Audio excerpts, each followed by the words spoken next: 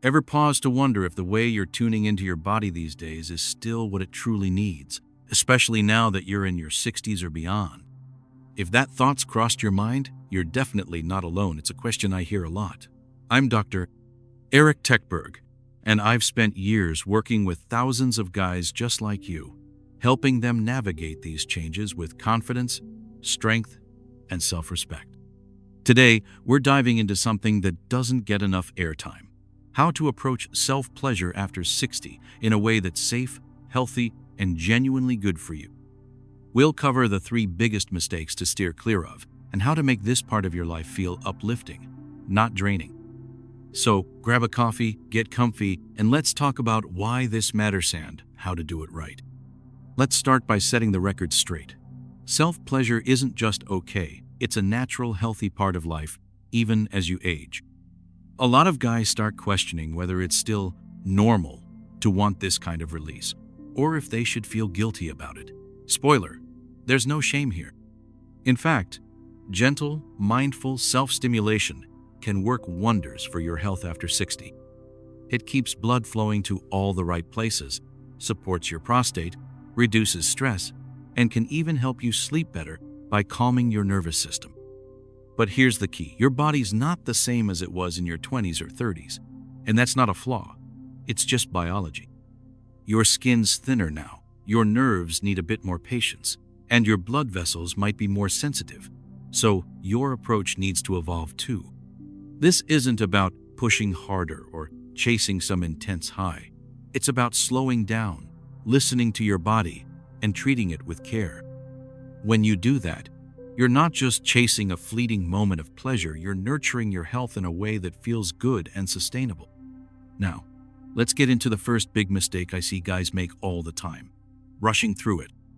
I get it, life's hectic, and maybe you've fallen into a habit of treating self-pleasure like a quick chore to check off your list.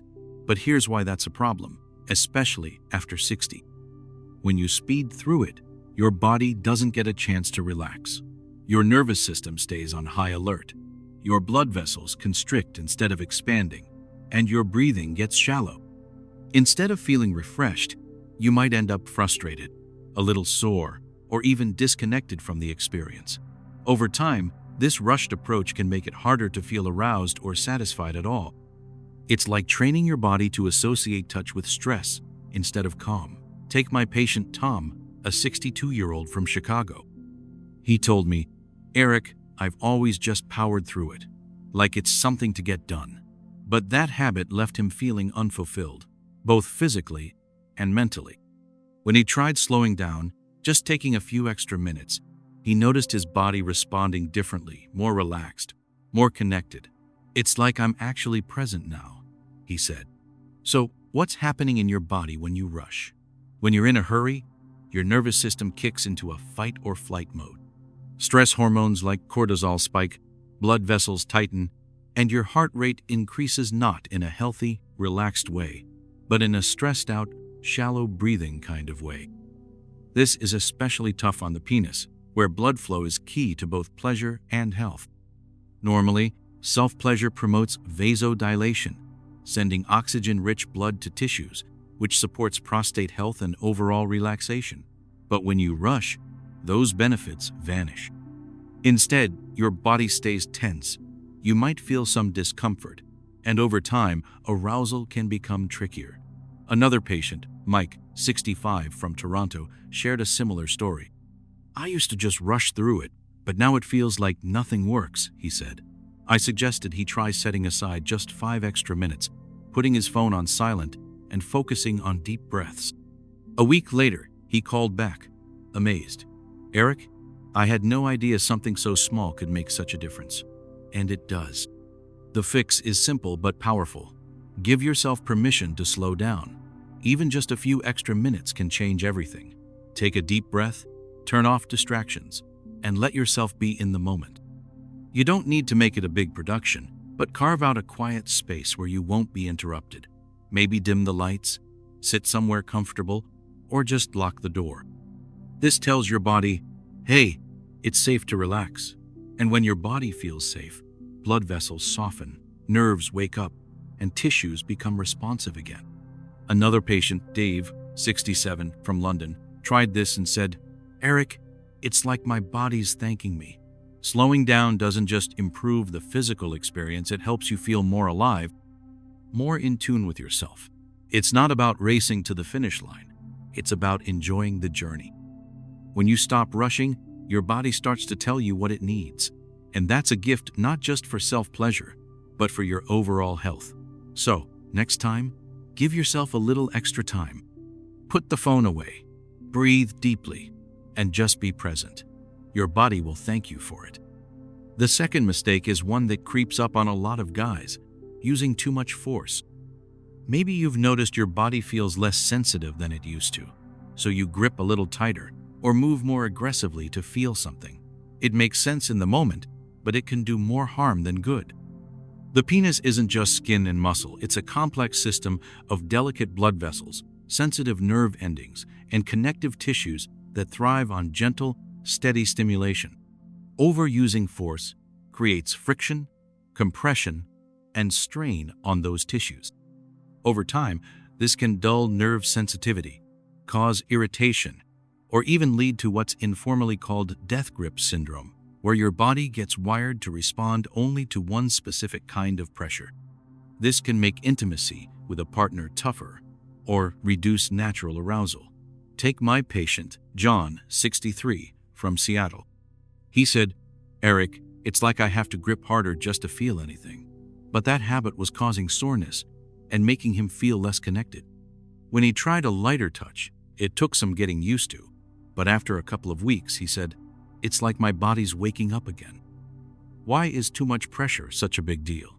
The penis is made up of spongy blood vessels and nerve endings designed for gentle stimulation. When you use excessive force, you risk micro tears or inflammation in the skin, and tissue often so small you don't notice at first. Over time, this can desensitize nerves, making it harder to feel pleasure naturally. It can also lead to irritation or even minor injuries that make future stimulation less comfortable. Plus, death grip syndrome can lock your body into a pattern where only intense pressure works, which isn't great for partnered intimacy or spontaneous arousal. Another patient, Steve, 60, from Vancouver, ran into this. "I didn't even realize I was being too rough," he said. "But now it's like nothing else works." I recommended he ease up and try a natural, unscented lubricant to reduce friction. At first, it felt strange, but a month later, he said, "Eric, it's like I'm rediscovering my body." That shift made a huge difference, not just physically, but mentally too. The solution? Lighten up literally. Try a softer touch, and consider using a natural, fragrance-free lubricant to protect your skin and make things smoother. Focus on the sensation, not just the end goal. Breathe deeply, relax your body, and think of this as a kind of therapeutic massage, something that keeps your tissues healthy, your circulation flowing, and your mind in sync with your body. Another patient, Paul, 64, from Manchester, gave this a shot.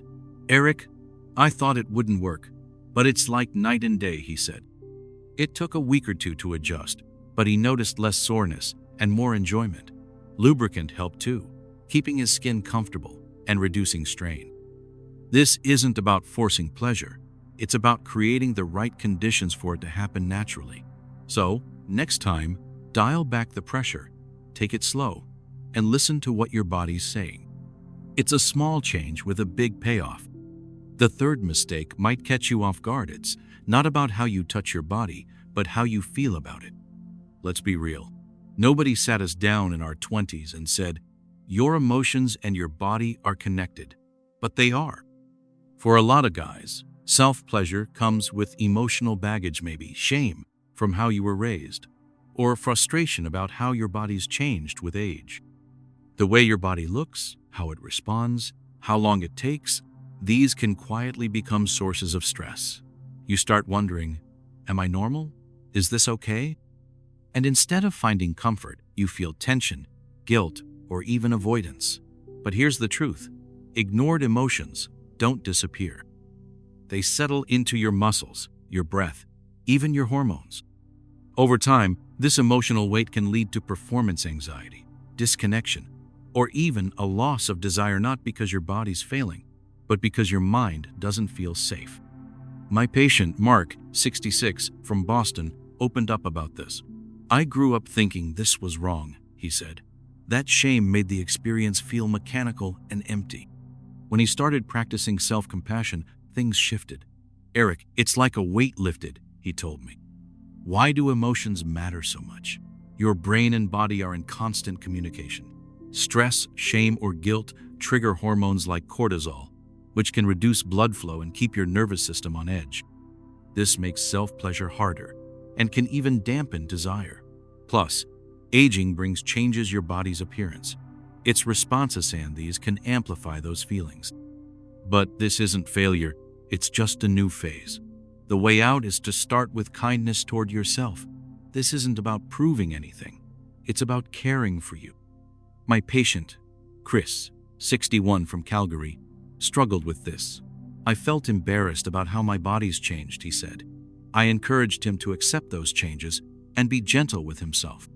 He started therapy, and a few months later, he said, "Eric, I feel like I'm reconnecting with myself. If those feelings are heavy, it's okay to talk to someone, a doctor, a therapist, or a trusted friend. Asking for support isn't weak, it's strong. You deserve to feel good in your own skin, no matter your age." So, how do you tie this all together into a routine that feels good and supports your health? Start with the basics. Keep your hands clean, and any tools or towels too. Find a quiet spot where you can relax without interruptions. Use a natural, unscented lubricant to make things comfortable and protect your skin. Most importantly, listen to your body. If you feel pain, discomfort, or notice anything unusual like swelling or irritation, don't ignore it, see a doctor. These could signal inflammation or prostate issues. But when you approach this with care and intention, it becomes a powerful way to stay connected to your body. If you're feeling like you're starting fresh after years of disconnection, that's fine. This isn't a step back, it's a step forward into a new chapter that calls for patience, care, and curiosity. Your body's not done with you, and you're not done with it either. So, tonight, or whenever you're ready, give yourself the gift of a few quiet moments. Not to perform, not to rush, but just to be with yourself. You deserve that kind of care. If this hit home for you, hit that subscribe button. We're here to keep talking about how to live strong, feel confident, and take care of yourself at any age. Until next time, be kind to yourself, keep learning, and take it one step at a time.